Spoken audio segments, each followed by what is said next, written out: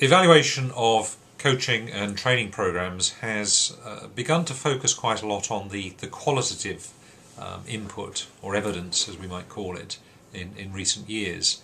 Not surprisingly perhaps, because actually trying to measure very precisely what the outcomes of, for example, a coaching program are is notoriously very difficult unless the coaching itself is aligned with a very clear objective.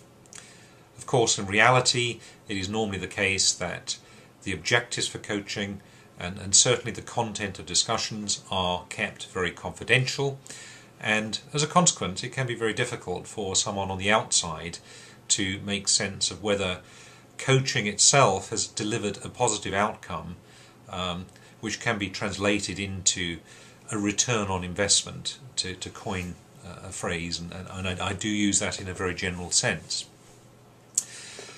I therefore started to look at different approaches for making use of qualitative information to see if it would be possible to evaluate in a very compelling way. I was a little bit disappointed initially to find that most of the available information around qualitative evaluation concerned producing case studies and perhaps just listing anecdotes. These in themselves were not sufficient evidence for me that coaching had itself been responsible, or largely responsible, for bringing about a change. And indeed, it would not be possible either to conclude that the examples which were given were representative of the general types of outcomes coming out of coaching, as opposed to perhaps a handful of the better stories that one or two individuals could refer to. This is where I found a consulting model to be particularly useful for building up a compelling case and actually drawing insight from actually what was happening as a result of coaching. I've adapted Barbara Minto's pyramid principle, which is well known in training circles, for this very purpose. Essentially to show what evidence exists and to draw insight from this.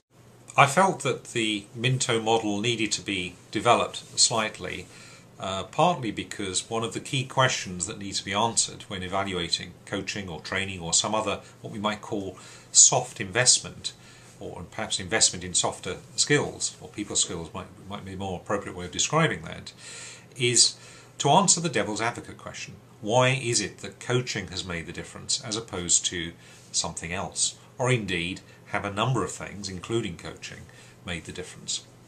So in addition to explaining what change in behaviour, in mindsets, and in other areas as well perhaps, coaching specifically has made, the model allows us to answer that question as well. The model uses a range of different types of logic, both inferential and deductive logic, and also abstractive logic, to categorize and show the relationships between different pieces of evidence or data which has been extracted through conversations with individuals. And crucially, that is information which has been quite carefully probed, and specifically that probing is designed to qualify out, as it were, this devil's advocate question, and to really get behind what it is that coaching has achieved in bringing about the change. So we're looking at the process and the substance of what has resulted, as much as initial perceptions, which tend to lead individuals to perhaps be more generous. For example, if they were putting together a survey rating, just answering questions following on from a coaching session.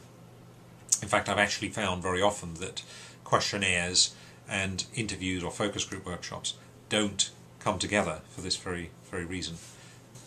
It's actually only when individuals actually start reflecting in a coaching mode that they appreciate that perhaps answers they gave in response to a question like, coaching has definitely delivered a benefit for me, in terms that I can deliver, that actually when they come to think about that, there is more to consider.